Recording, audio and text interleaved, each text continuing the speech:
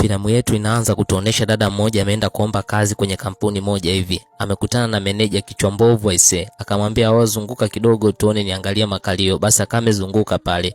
Mwisho wa siku dada akasema huyu akinigusa kazi anayo. Kweli bwana, mshikaji akaana nyanyuka taratibu kwenda kumgusa makalio pale. Akamshika kwenye makalio pale. Bidada akageuka na kibao aise na akamwambia mimi naondoka na kazi sitaki.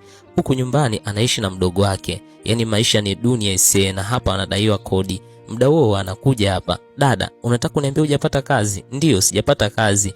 Dada, sasa kila siku tutakuwa tunaishi maisha haya mpaka lini? Basi sawa, Mungu tu akiamua tutapata kazi. Hawa wanapitia maisha magumu sana hapa mjini. Aisee, wanataabika kinoma. Dada, tafadhali nyamaza usilie sana. Mungu hajapenda upate leo kazi. This recap is for educational purposes only. It is not a replacement for the full movie. Mida mingi ya usiku, masaa saa 8 hivi usiku, naambiwa kwamba wanagongewa hapo mlango. Wewe nani unayegonga mlango sasa hivi? Hey, nyie, hebu njoeni, mimi ni baba mwenye nyumba. Oya, dada, hebu amka, kuna mtu anagonga hapo. Muda huo huku baba mwenye nyumba anawagongea ise. Huwezi amini. Hajawahi kujaga usiku wa manane. Leo anakuja usiku wa manane kufanya nini? Mdogo wangu, hebu twende tukafungue. Hebu ngoja tuje basi. Sasa wakaanza kumfokea pale pasipo kujua ni baba mwenye nyumba. Wewe nani? Mzee samani. Hakuna haja ya samani. Sasa sikia, mimi nataka pesa yangu. Lakini mzee, ungekuja asubuhi tungekupa pesa yako. Nije asubuhi, kila siku mnaniahidi tu hivi hivi. Sasa leo unataka niwaambie ni mtalala nje. Leo mnalala nje.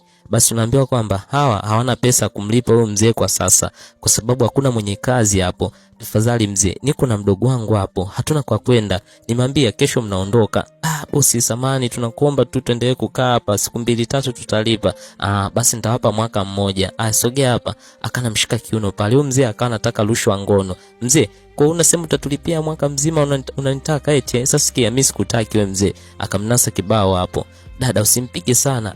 Samani mzee, msamee tu dadangu. Akatoa ndala pale, akamuongeza kingine. Mzee akasema kesho mnaondoka hamo. Anarudi huko anamwambia dada, sasa umefanya nini? Sasa huyu mdogo mtu anaitwa Adola na huyu dada anaitwa Adoebi. Adoebi anafoka kinoma, anasema mdogo wangu, kwa hiyo uko tayari kutoa rushwa mapenzi ili maisha yaendelee?